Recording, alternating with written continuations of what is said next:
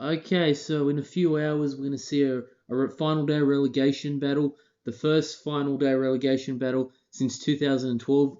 Yes, I really enjoy these relegation battles. They're really intense. You can see there's a lot of passion involved, a lot of emotion involved. And, I kind of sometimes prefer it to, say, the title battles because, okay, the winning team, is really happy and all that. But the losing teams, it's kind of like better luck next year. But this is pretty much do or die. So it's really good for the viewer. And okay, so the two teams battling it out this year are Newcastle and Hull. Newcastle are currently on 36 points, and Hull are on 34 points, but Hull's goal difference is a lot better than Newcastle's. So, to put it simply, if Hull and Newcastle both win, Hull get relegated. If they both lose, Hull still get relegated. If they both have the same result, win, lose or draw, Hull get relegated. If Newcastle's result betters Hull, obviously Hull will get relegated. That's pretty simple.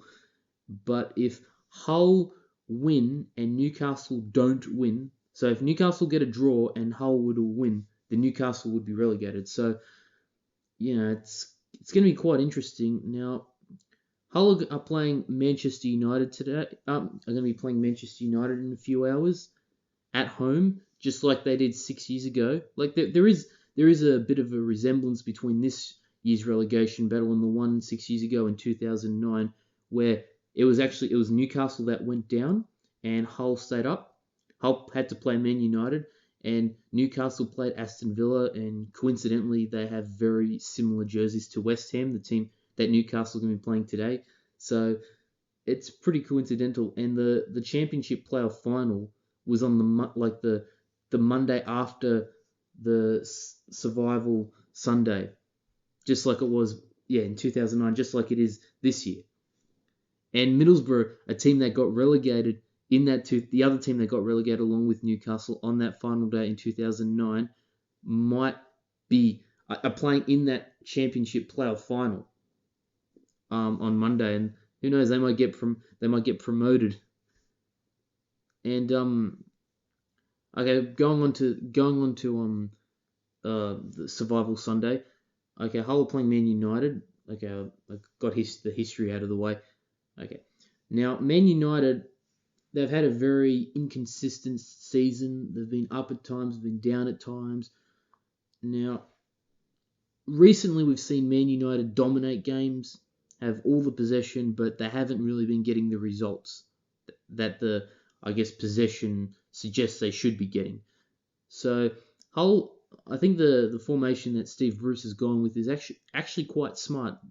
They're playing with a back five, with the two wing backs, and they're playing three like midfielders, center midfielders that are going to be kind of back more, like they're going to be kind of back more, which is very smart because they know Man United, there's still a slight hope that they could get the automatic Champions League spot. So they're probably more than likely they're going to go all out. They're going to go all out to, I guess, try and get that final spot. And and Steve Bruce knows if they all play attack each way, like if they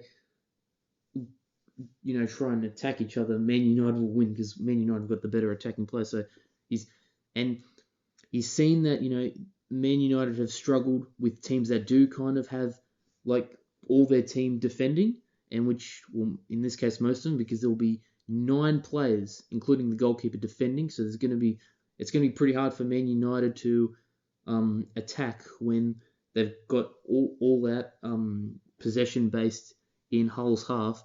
So, and if as the game goes on and Man United don't score, we've seen with Chelsea, we've seen with Everton that that those teams can counter attack. Okay, obviously Hull aren't as good, nowhere near as good as those two teams, but maybe as the what's it called, the game goes on, and Newcastle could be having a draw or losing at West Ham, and it's a nil or 80, 85 minutes, and because Man United have to win big and hope that Arsenal lose big for any chance for them to get the automatic Champions League spot.